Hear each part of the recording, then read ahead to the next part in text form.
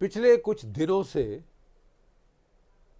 पूरी दुनिया की तवज्जो या तो गाज़ा की तरफ है या पाकिस्तान की तरफ है। गदर मचा हुआ है दोनों जगह, बड़ी बड़ी मोमेंटस चीज़ें वहाँ पे हो रही हैं। और ये जो फोकस है खबरों का टुवर्ड्स गाज़ा, टुवर्ड्स पाकिस्तान, एक बड़ी अहम डेवलपमेंट जो हुई है भारत और तुर्की के बीच, वो बिल्कुल तकरीबन ब्लैकआउट आ गई है, ब्लैकआउट हो गई। हमने कहीं इलेक्ट्रॉनिक मीडिया में, प्रिंट मीडिया में इसके बारे में कोई खबर नहीं देखी। हाँ, यूट्यूब पे बहुत सारी अटकलें इसके ऊपर लगाई जा रही हैं। हो क्या रहा है? देखिए, बात बड़ी सीधी है। तुर्की के सुल्तान एर्दोगान, उनको ख्वाब हैं कि वो खलीफा हैं, कि वो वर्ल्ड वॉर 1 के पहले के खलीफा हैं, पूरी मुस्लिम वर्ल्ड के वो अगुआ हैं, रहनुमा हैं, masters of the Muslim world. वो भूल गए कि वो वर्ल्ड वॉर 1 में पिट चुके और उनकी पूरी ताकत उस वक़्त वो भी सरेंडर में आ चुके थे, एक्सिस पावर्स के साथ पिट गए थे वर्ल्ड वॉर 1 में। और तब से इनकी जो सुल्तान एर्दोगान की जो एम्बिशंस हैं वो अब जाके फिर उभर कर आ रही हैं। Turkey is punching much above its weight, अपने वजन से कहीं ज़्यादा ऊपर पंच कर रहा है। भारत एक न्यूक्लियर पावर है, भारत परमाणु शक्ति है, भारत स्पेस पावर है, भारत एक बड़ी भारी मिलिट्री पावर है, दुनिया की चौथी बड़ी इकोनॉमी। ऐसी देश से पंगा लेना कोई मजाक की बात नहीं। लेकिन तुर्की ने किया क्या? जम्मू कश्मीर में हस्तक्षेप करने की कोशिश करी। इसने पाकिस्तान को ऑफर दिया कि हम 3000 सीरियन टेररिस्ट आपको देंगे जो आप जम्मू कश्मीर में घुसेड़ो, ताकि वहाँ पे आतंक और उग्रवाद को बढ़ावा दो, उसको कश्मीर को भारत से छीनो। अगर यहीं तक बात रह जाती, अटकल पे ये रह जाती, तो ये कुछ और बात होती। हमास के लड़ाके पाकिस्तान ने बुलाए, पाकिस्तान ऑक्यूपाइड कश्मीर में बड़ी जॉइंट ट्रेनिंग कर रहे थे लश्कर तैयबा के साथ, हिजबुल मुजाहिदीन, जैश ए मोहम्मद इत्यादि कार्टून नेटवर्क्स के साथ भारत में हस्तक्षेप करने की जॉइंट ट्रेनिंग। ठीक है साहब। फिर ऑपरेशन सिंदूर हुआ और तुर्की की देखिए हिमाकत, इसने अपने सैकड़ों ड्रोन्स पाकिस्तान को सप्लाई किए, जहाज उड़ाए। लगातार लड़ाई के पहले इसने ड्रोन्स पे ड्रोन्स भेजे, बरकतियार ड्रोन्स, बाइकर शिबा ड्रोन्स और चीन के ड्रोन्स।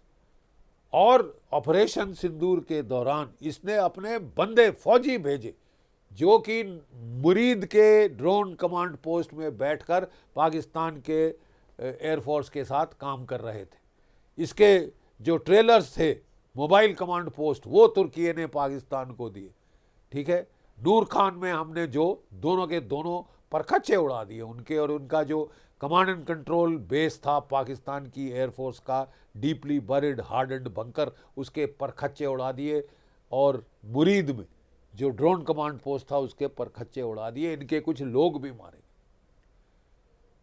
लेकिन पाकिस्तान ने तुर्की के सप्लाइड कोई 1200 ड्रोन्स भारत की तरफ चलाए, हमारे 15 एयर बेसिस को अटैक करने की कोशिश करी।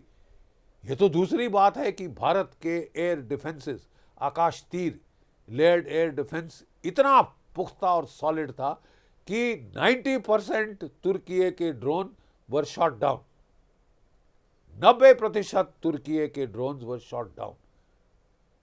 और कोई 1200 में से कोई 1000 तो उनके परखच्चे उड़ा दिए। पूरा पंजाब, हरियाणा, राजस्थान तक का बॉर्डर बच्चे खेल रहे थे बाइकर शिबा ड्रोन्स के परखच्चों के साथ। और बारकत्यार जो कि बड़ा तगड़ा ड्रोन माना जाता था, जिसकी धज्जियां उड़ गई यूक्रेन में, और भारत के साथ तो इसके चीथड़े उड़ा दिए गए, इनकी तो जलूस निकाल दिया। लेकिन साहब, इस तरह की हरकत लड़ाई के दौरान हमारे दुश्मन को सप्लाई करना, आक्रामक हथियार सप्लाई करना, it's almost tantamount to an act of war. तुर्की क्या समझता है कि वो भारत जैसे न्यूक्लियर शक्ति को, परमाणु शक्ति को छेड़ सकता है विदाउट कॉन्सिक्वेंसेस? भारत भी देखिए आजकल फलसफा बिल्कुल सीधा है, जैसे को तैसा, tit for tat, tit for tat, ठीक है। और मैं आपको बताना चाहता हूं कि अगर आप हमारे दुश्मनों के साथ साँठ-गाँठ कर सकते हैं तो तुर्की के भी दुश्मन हैं, ग्रीस के साथ इनके डिस्प्यूट्स हैं, प्रॉब्लम्स हैं, साइप्रस के साथ डिस्प्यूट्स हैं, प्रॉब्लम्स हैं, अज़रबैजान की मदद की थी इसने आर्मेनिया को हराने में, वो इससे बड़ा प्रताड़ित है और वो भारत से हथियार खरीदने आया। भारत ने उसको हथियार दिए, Pinaka multi barrel rocket launchers, ATAGS तोपखाना 155 मिलीमीटर गन्स और आकाश मिसाइल्स और बहुत कुछ एंटी ड्रोन इक्विपमेंट वगैरह हमने आर्मेनिया को दिया है, जिसकी तुर्की से लगती है। और फिर हमारे प्रधानमंत्री कुछ महीने पहले ग्रीस और साइप्रस के विजिट पे गए थे। और देखिए साहब, they will be come back, they will be push back from India अगर आप बेवजह इस प्रकार का हॉस्टाइल एटीट्यूड अडॉप्ट करते हैं। बेवजह हॉस्टाइल एटीट्यूड आप अगर अडॉप्ट करते हैं तो ये तो बहुत खतरनाक बात है, राइट। और इसके चलते भारत ने भी ईंट का जवाब पत्थर से दिया। हमारा INS त्रिकंद गाइडेड मिसाइल फ्रिगेट, जिसमें 8 ब्रह्मोस सुपरसोनिक क्रूज मिसाइल से लैस है, लॉन्गर रेंज वाले, वो ग्रीस के साथ एक्सरसाइज के लिए भेजे। अब एक चीज़ आपको समझनी चाहिए कि ग्रीस और तुर्की की क्या झड़प। ग्रीस भी नेटो का हिस्सा है, तुर्की भी नेटो का हिस्सा है, ठीक है, दोनों देश नेटो के हिस्से हैं। हम जॉइंट एक्सरसाइज करने गए ग्रीस की नेवी के साथ। 1000 आइलैंड्स हैं एजियन सी में और मेडिटेरेनियन सी में, जिनकी डिस्प्यूट थी तुर्की और ग्रीस के बीच में। 1923 में एक ट्रीटी हुई जिसने काफ़ी सारे आइलैंड्स ग्रीस को दे दिए, और 1947 में पेरिस की ट्रीटी हुई जिसमें पूरे 1000 के 1000 आइलैंड ग्रीस को एलोकेट कर दिए गए, तुर्की से ले लिए गए।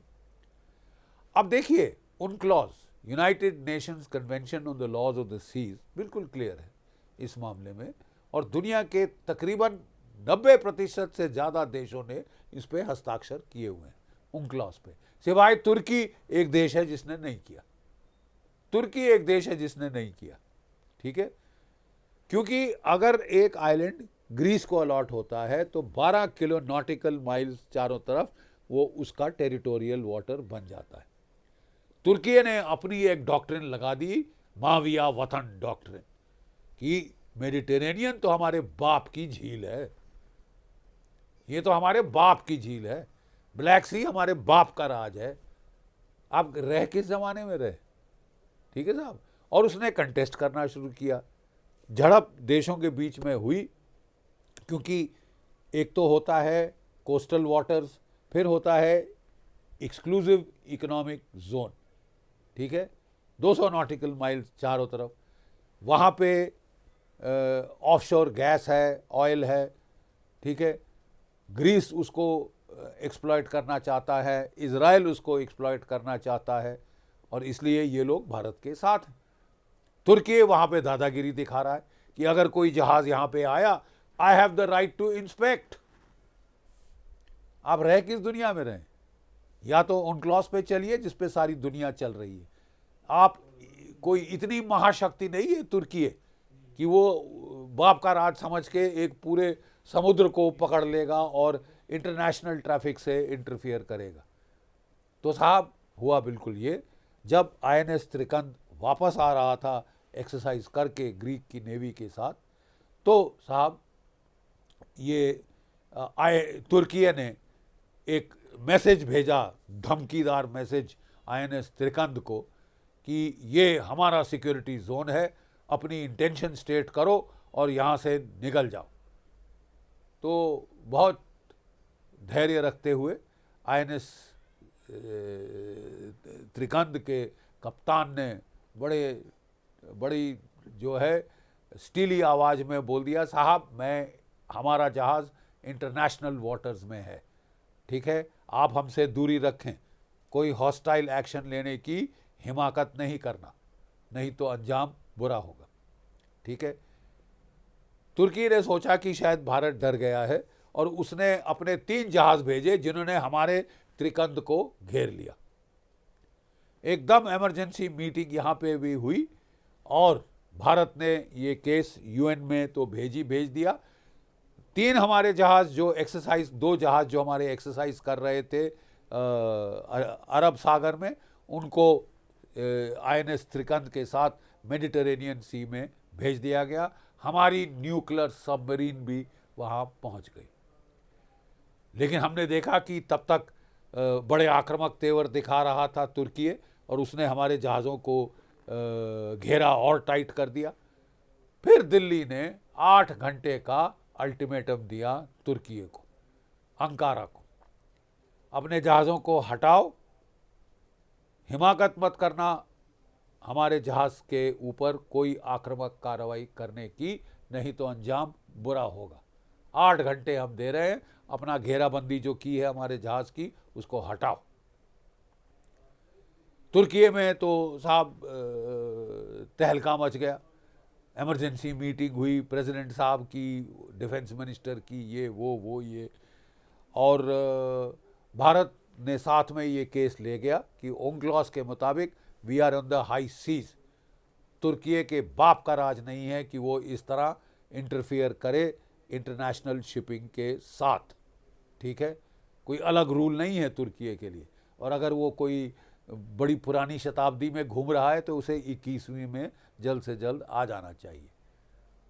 तुर्की ने अपना घेरा नहीं हटाया। जैसे ही 8 घंटे पूरे हुए, भारत ने एक तगड़ा साइबर अटैक किया, तगड़ा साइबर और इलेक्ट्रॉनिक अटैक किया। जो पाइपलाइन जा रही थी तुर्की की, कहा जाता है कि वो भी जैम हो गई, बिजली चले गई अंकारा के अंदर, और ये जो 3 जहाज जो घेरा डाले थे इनके सारे सिस्टम जैम हो गए, फेल हो गए, और खिसिया के ये अपने पोर्ट वापस चले गए, ठीक है। तब तक भारत के बाकी जहाज भी वहाँ पहुँच गए थे, अभी भी वो वहाँ पे हैं। रूस ने भारत का साथ दिया, ठीक है। फ्रांस ने और बाकी कई नेटो देशों ने, इटली ने भी भारत का साथ दिया, इजराइल ने भारत का साथ दिया, और ग्रीस तो साथ एक्सरसाइज कर ही रहा है। वो तो बहुत खुश हैं कि तुर्की की हेकड़ी निकाल दी गई है। उसके बाद कहा जाता है कि नेटो ने भी वहाँ एक्सरसाइजें वगैरह शुरू की हैं, लेकिन एक बड़ा क्लियर संकेत तुर्की को दे दिया गया है कि अगर आप हमारे देश के खिलाफ आक्रामक तेवर दिखाओगे, हमले का साजो सामान हमारे दुश्मनों को लड़ाई के पहले प्रोवाइड करोगे, तो इसके कॉस्ट्स और कॉन्सिक्वेंसेस आपको झेलने पड़ेंगे। ये एक तरफा ट्रैफिक नहीं हो सकता। जय भारत, जय हिंद।